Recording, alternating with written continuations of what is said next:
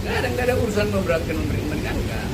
Saya ingin menerangkan fungsi dari metode di dalam meneliti, di dalam mencurigai itu. Mencurigai itu bagian yang paling penting dari pengetahuan. Ya pasti soal itu, karena saya ngajar metodologi bertahun-tahun, membaca bertahun-tahun soal matematik, fisika, biologi, stem cell, fungsi neurotransmitter. Kan gitu, saya duganya begitu yang mau ditanya. Apa? Mana ada pidana dan metodologi? Kuriositas manusia itu diberikan supaya timbul pertengkaran, itu intinya tuh. Jadi semua orang yang meneliti pasti akan bertengkar. Artinya dalam metodologi ini tidak ada unsur pidana. Ya kalau nggak ada unsur pidana, lakukan semacam pseudo retro.